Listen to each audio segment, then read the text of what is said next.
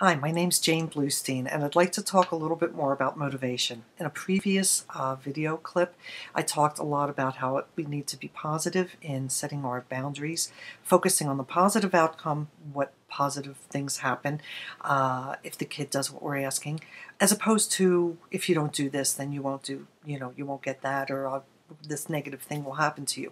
So we want to focus on the positive. Now I want to talk about two other elements of good boundary setting and motivating kids. One is meaningfulness and the other is timeliness. Meaningfulness means it has to mean something to the child. It's real easy for us to impose our meaning and our value on what's important to us, like saying, if you clean up your room, people will think you're really neat. Well, that's great if your kid is really values that, and I'm not even sure that's even a good thing for the kid to be constantly looking for external approval anyhow. We don't want the kid to clean up the room so other people like him more, think better of him. There's some real tricky territory there. So instead, we want to have it meaningful to the kid. As soon as you clean up your room, you can come downstairs and watch the movie or watch the video. Even though they're not necessarily related. It's like, you want the privilege, we're going to let you earn this. I think we're giving an awful lot away to kids today. We're not asking kids to be accountable for the responsibilities they have. And, I'm asking parents and teachers to ask kids to earn their privileges and the outcomes, the positive outcomes that they want. So in addition to keeping things positive, let's make sure that the outcome has something meaningful to the child. So we don't say things like, "Ooh, eat your liver and you can have some Brussels sprouts," unless the kid really likes both and finds Brussels sprouts to be really rewarding, in which case, bingo, you've got something built in there. But and I really don't want to even get into using food as, a thing to motivate, because there's all kinds of other issues with that. But so I had somebody tell me, got an email from somebody, and bless her heart, I know it's really well-meaning, and it was a teacher who said, if you improve in your math assignments, it says, it shows that you're meeting fourth grade expectations. Well, that's important to the teacher maybe, but I don't know that the kid is going to be motivated by, oh gosh, I really want to meet fourth grade expectations today. It's, so instead, like with the teachers, it's just like, if you do your homework 5 days in a row, you can have the night off or do it for extra credit, or you do your homework and you start, mastering this particular skill. You can go on to these games over here to reinforce that. Same thing at home.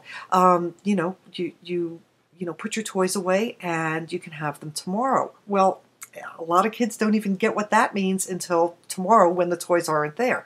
And we have to be willing to follow through. So that's a whole other video right there. But let's just talk about having to be meaningful and timely for the kids.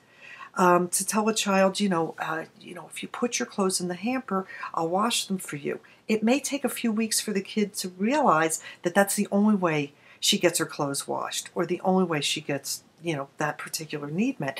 And for kids who really could wear the same clothes, for the rest of their lives or till they outgrow it, you may need to connect it to something else. So if it's not meaningful to them, if it's not meaningful to me, I don't do it. I'm doing this video because it means something, and I've had a lot of people say they really want some more information on it. So, I want something out of what I do, so do you. There is no such thing as unmotivated behavior. So let's make sure that the outcome that we offer kids is meaningful to them. There's a big difference between saying, as soon as you get your homework done, you can come down and watch this movie that you wanted us to rent, and as soon as you get your homework done, you can do all these other chores I have for you to do that you hate anyhow. One's going to work a lot better because it's meaningful to the kids. Grandma had this one down, and again, getting into tricky territory here with the food. Eat your vegetables, you can have your dessert. And you earn your privileges. Do your chores, you can have your allowance. We connect it to something that is meaningful to the kid. The other thing that I want to talk that is timeliness. A parent who says, I remember one time I had a mom email me, and she was, kind of frustrated because she was trying to get her daughter in the habit of brushing her teeth. Her daughter was like 3 or 4 years old, and the mom was using carrots like, if you brush your teeth every day now, you'll have a beautiful prom picture. No, okay, what's that mean to a 4-year-old? Not a whole lot. But when she switched to something like, oh, you get a sticker for your calendar, which is your tooth chart, you know, then the kid was a little more motivated. Or you get to pick which of these 2 toothbrushes you use, or which of these 3 toothpastes. You get to pick, you know, which one.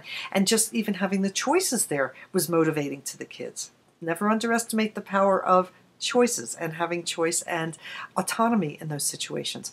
So we want it to be meaningful. I have teachers a lot of times will tell me, well, I have the kids, they have to do this work for a month and then they earn, you know, this free period or a pizza party or something. A month is a really long time for kids, even high school kids. Sometimes, especially if it's something that's hard for them or something that's not meaningful for them or something that they don't like or something they've never done really well, we need to make it a little bit faster. You know, at the end of the day, I'm saving 20 minutes for you. You can have that time for enrichment or to do your homework in the last 10 minutes or put headphones on, listen to music while you're doing your seat work. With parents, the same kind of thing.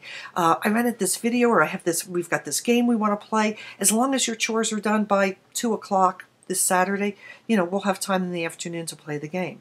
If it's a game the kid really likes, there's kind of a connection there. Not only that, but when the kid does the chore and then experiences this positive outcome, they start experiencing the connection between the choices I make and the outcomes of the choices I make.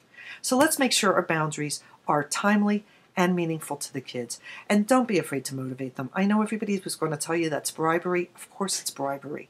There is no such thing as unmotivated behavior. And by the way, don't think for a second that telling a kid, if you don't do this chore, you're not going to leave your room for the next 2 weeks, is not a bribe.